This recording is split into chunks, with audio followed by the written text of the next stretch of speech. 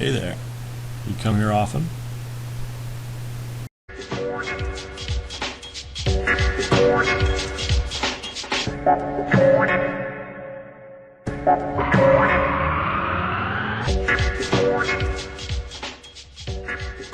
Sexual gratification can be achieved through the stimulation of your erogenous zones.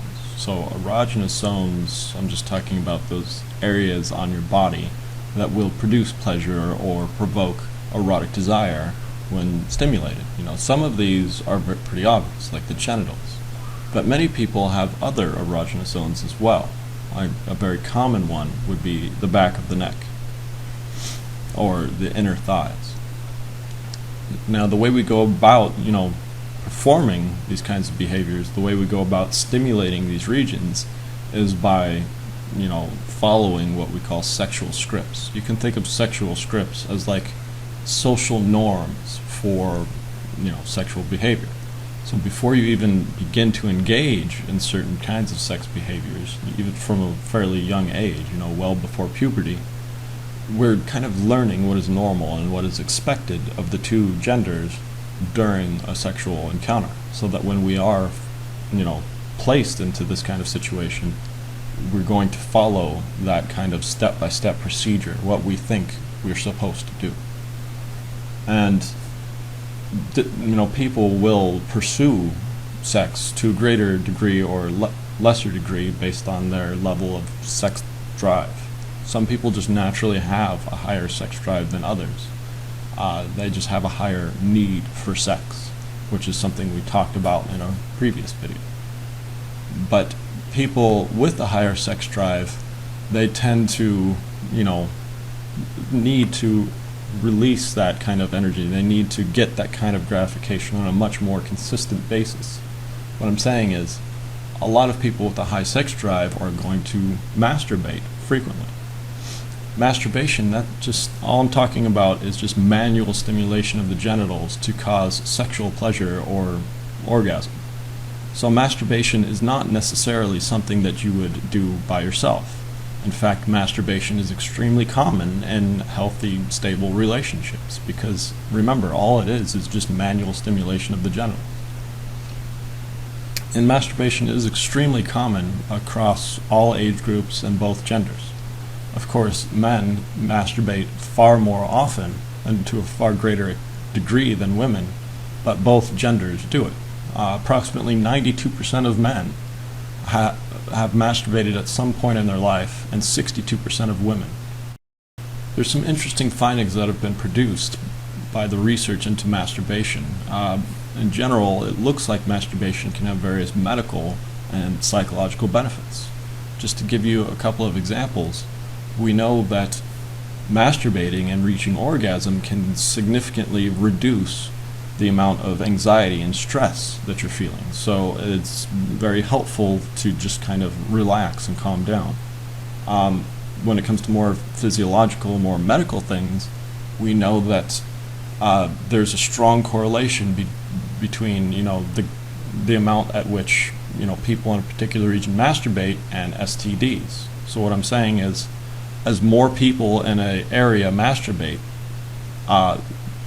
STD rates will go down.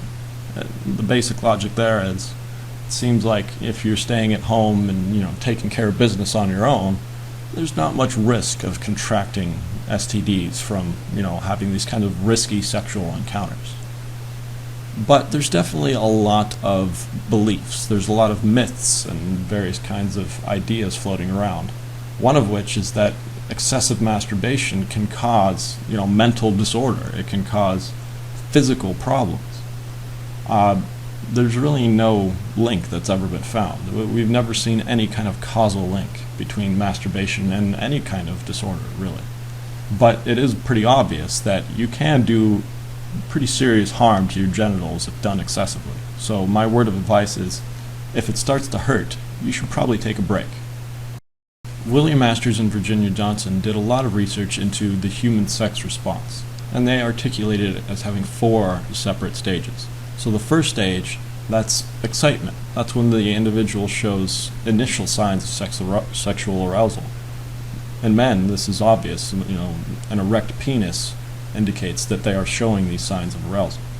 The second stage, that's plateau. That's when the sexual arousal reaches, its highest point, and the individual can't really get any more excited than they already are. Then stage 3, that's orgasm. That's when the person reaches their peak and, there's this release of sexual excitement. And then stage 4 is resolution. That's when the person's sexual interest, sexual excitement kind of goes back down to a normal level, or in many cases it goes, even less than the individual was initially. But the way the two genders experience, the way the two, men and women experience these 4 stages is dramatically different. So with men, it's always 1, 2, 3, 4, and then sometime later they'll be able to start the process over again. But with women, they can go 1, 2, 3, 3, 3, 3, 3, 3, 3, so they can just keep having multiple orgasms over and over again before, eventually getting to that resolution stage. The reason why we see such a big difference between the male and female sex response is because when a male has an orgasm, that will involve ejaculation. So ejaculation just refers to the release of sperm and seminal fluid by the male. So when a male ejaculates, when they release that semen, it's going to take some while to replenish. The testes have to produce more sperm, and the seminal fluid has to be, produced in order for the male to have another pleasureful kind of orgasm experience. So when a male ejaculates, they'll go into what's called a refractory period, where those resources are being regenerated, and the male simply cannot really get any kind of sexual gratification during this period. So if you're having sex with a male and he continues to engage in sexual activity after orgasm, he's really not getting anything out of it. He's just really doing it for you. Since ancient times, people have undergone various kinds of reproductive surgery. One of the most basic kinds of reproductive surgery is called castration. That's when you surgically remove the gonads of an individual. So you literally cut off the testes, or you cut out the ovaries. Nowadays, we don't ever really do this, unless we have an extremely good reason to, like cancer or something like that.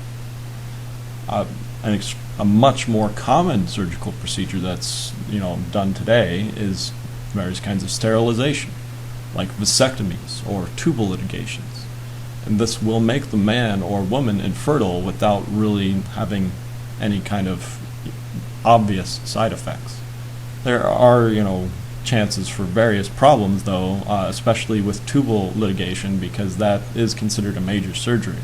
You literally have to, put the woman under and then get a knife and, cut open her skin and start, taking pieces out and stuff like that. It's a pretty big process, and there is a lot of chance for error and problems. So what I would suggest, if you are, in a long-term relationship with somebody, the male is the one who should get the sterilization. The male should get a vasectomy. And good news for men who are interested is that you can get what's called a no-scalpel vasectomy, where they quite literally just, poke a little hole in, that region, and then they'll stick a thing in there, pull out the tube that the semen travels from the testes to, the penis, and they'll just kind of snip it, so that the tube that connects the sperm to the rest of the genitals is severed, and the male can no longer produce babies. So this is fairly non-invasive, it's fairly inexpensive, and there's really not much chance for error. If you do experience any side effects from the procedure, they're likely to fade away in a month or two. Another kind of reproductive surgery that's been extremely common since ancient times is circumcision. Now, traditionally when we talk about circumcision, we're talking about male circumcision. So that's a practice based on ancient religious traditions. We most often associate circumcision with the Jewish religion. And that involves the surgical removal of the foreskin of the penis. So like I said, it's based on ancient religious tradition. It was originally intended to show religious dedication. But later on, researchers have looked at this practice, looked at this tradition, and just kind of asked the question, is there a benefit? Like, should we keep doing this, or is it harming people? Well, you know, besides the risk for errors, besides the risk for malpractice or anything like that, which unfortunately does happen from time to time. So just putting that kind of stuff aside, where, you know, the surgeon might make a mistake, if you get a circumcision, then it's actually, in one minor way, a benefit. Studies have shown that removing the foreskin of the penis can reduce your risk of contracting various kinds of STDs if you live in a region where STDs are very prevalent, like Africa. Much of Africa has a lot of STDs in high prevalence. So if you're a male who lives in Africa, I would strongly recommend getting a circumcision. In our country, and many countries like ours, it really doesn't seem to have nearly as much of an effect. So probably don't need to do so in our country. But there is also female circumcision, and this is something a lot of people aren't aware of because it's actually banned in the USA. It's banned because it's considered a harmful cultural practice. And what's done in most female circumcisions is the surgical removal of all parts of female genitalia that produce pleasure. So the point of this surgery seems to be to make women not enjoy sex. And that sounds pretty horrible. But the side effects are even more horrible in most cases, because not only can these women not enjoy sex, but oftentimes the scarring from the surgical procedure will interfere with normal sexual intercourse and can actually produce intense pain most of the time during intercourse and childbirth. So for that reason, it's definitely considered this harmful practice, and you're not going to be able to get a female circumcision in our country or most countries like ours. The unfortunate truth is, though, that a lot of women in our country do get this procedure done. What their parents do is, their parents who believe in this tradition will actually ship the women. They'll put the women on an airplane and send them to another country where they can get this procedure done. They'll do it there, have like an extended vacation while the woman recovers, and then bring her back. And this kind of female circumcision is typically done on women basically when they hit puberty. So now I just wanted to talk to you about paraphilias, which are, to put it simply, deviations from normal sexual behavior. And there's a whole long list of paraphilias out there. I'm just going to talk about some of the most common ones, some of the most well-known ones. And the thing about paraphilias is sometimes they're relatively harmless. Like maybe you like to have sex wearing, a cat costume. That's definitely a paraphilia, but that's not really going to make the list because it's not that common, and it's really not worth discussing. Because, there's tons of different weird things you see out there when it comes to sex. So the ones I'm going to talk about are the ones that are generally considered to be like compulsive and harmful preferences. So a lot of these paraphilias, a lot of the more serious ones, definitely focus on like an interest in non-consensual sex. So the first one I wanted to mention is zoophilia. We sometimes just call it bestiality. That's just showing a sexual interest in animals. And the interesting thing about it is that many states don't actually have a law against zoophilia. Many states just consider it some form of animal abuse.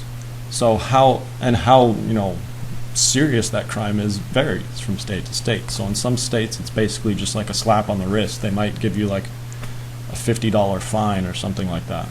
But in other states you could actually be doing some jail time.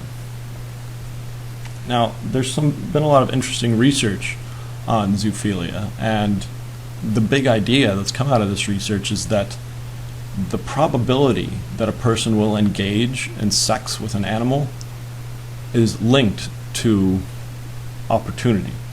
So being surrounded by animals, like living on a farm full of animals, like cows and horses and pigs, whatever, having a lot of opportunity will increase the chances of engaging in that behavior. So it's not really linked to being interested in animals, it's more so linked to having opportunities.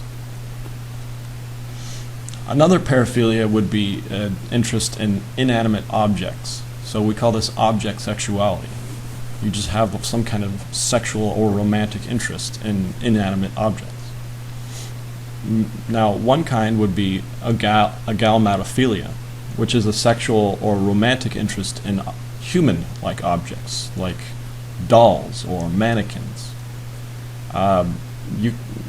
This is actually pretty common. A lot of people online sell sex dolls. I'm sure you've heard of sex dolls before, but they are definitely becoming so advanced that in many ways it's kind of hard to tell the difference just at first glance whether this is an actual person or it's just a sex doll some guy bought online. But this kind of object sexuality is very different from a sexual fetish. I'm sure you've heard the term sexual fetish before, but unfortunately a lot of people misunderstand the term. They misuse the term. A sexual fetish is not when you have like this interest, this kind of compulsive or obsessive interest in like feet or hands or certain kind of hairstyles or something like this. So it's nothing like that. What a sexual fetish is when you derive sexual arousal from an object or a particular kind of event or situation. But it's not like you want to have sex with that thing. It's not like you want to have sex with that situation. It's just you're aroused by that situation, and then you pursue sex with a human, a person. So you can have perfectly normal sex, but it's just you have to get into the mood first. And the way you get into the mood is, I don't know, putting on a certain pair of boots, or wearing a certain kind of underwear, or whatever. Having a Batman costume. Another kind of paraphilia you're probably familiar with is sadism and masochism. Sometimes we just call it sadomasochism because these are really just two sides of the same coin.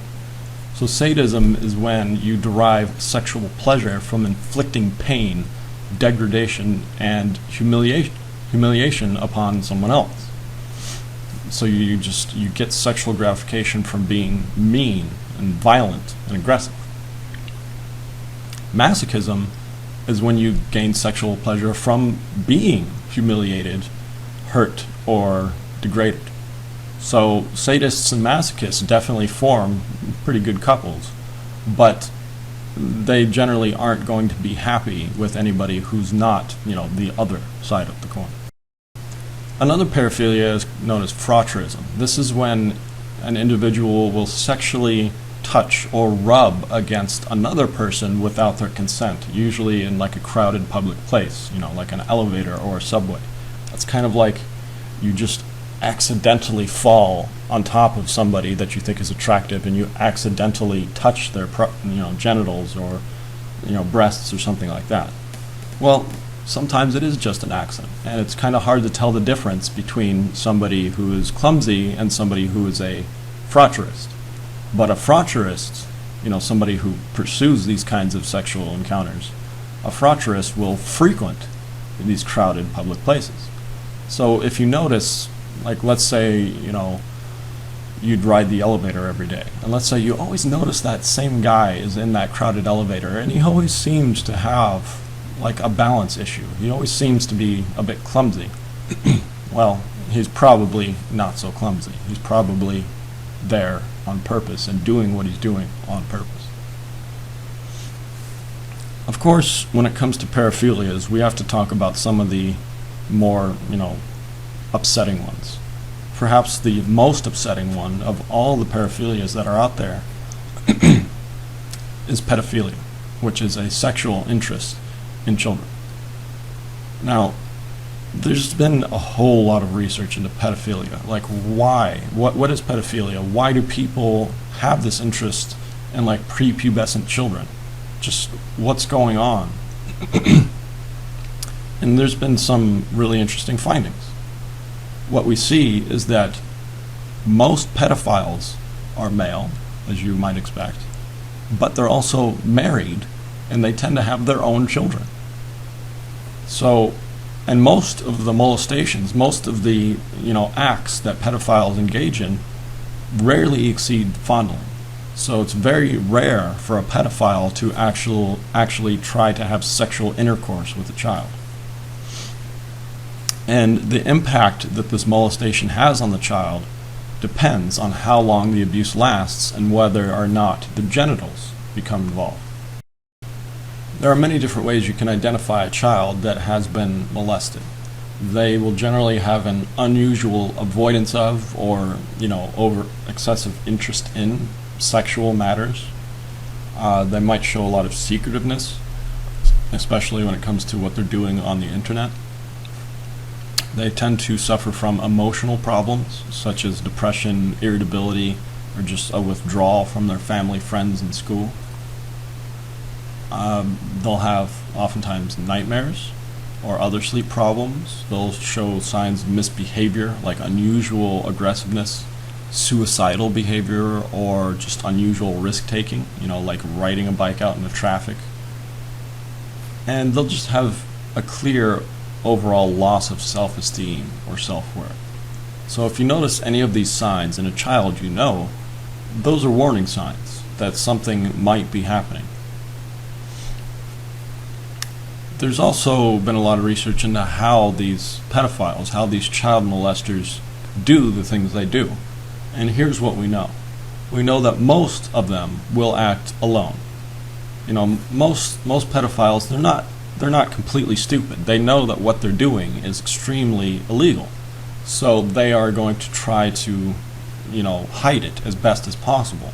So not only do they act alone, but they also tend to do these sex acts in what they feel are the most safe places.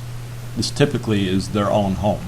So they'll try to bring children into their home where they feel the most safe. Now, the way that they get access to children is typically through careers or activities involving some form of caretaking. So I'm not trying to make you paranoid, but it's just a fact that pedophiles are interested in gaining positions that put them in close proximity to kids, like babysitting or teaching or coaching and so on. So just keep that in mind, that pedophiles are definitely going to want to have these kinds of positions. Now, one of the first things that they'll do when they are interested in a particular child is target them by giving them, gifts, games, inviting them to fun parties and things like that. They're basically just trying to more or less buy the child's trust. So after the pedophile will, get the child to trust them more, then they'll start to talk to them. They'll try to get them to be more comfortable and more open about sexual matters. So first, it always first starts with just talking about sex, persuading the child to, engage in various kinds of, sexual behaviors.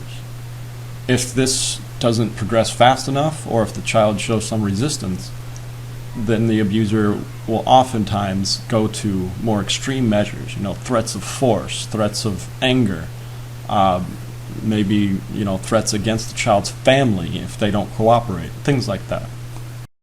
So pedophilia is definitely the most depressing of all the paraphilias that I'm going to talk to you about in this video. But there's a few others that most people find a bit upsetting, like necrophilia, for example, sexual interest in corpses. Now, the thing about necrophilia is that there's a huge misconception, and that is necrophiles generally are not violent at all. They are very passive. They're very submissive, even. So most necrophiles, the reason why they're interested in corpses is because they can't handle rejection. They just don't, they need a sex partner who will fully comply, who will fully cooperate with their, behaviors. If they get any amount of rejection or resistance, they just shut down. They can't handle it. So that's why they prefer, dead people, because dead people can't fight back, to put it simply. So you don't really have to worry about necrophiles, killing people and then having sex with the corpses. It's more so it's more so similar to like zoophilia. It's just,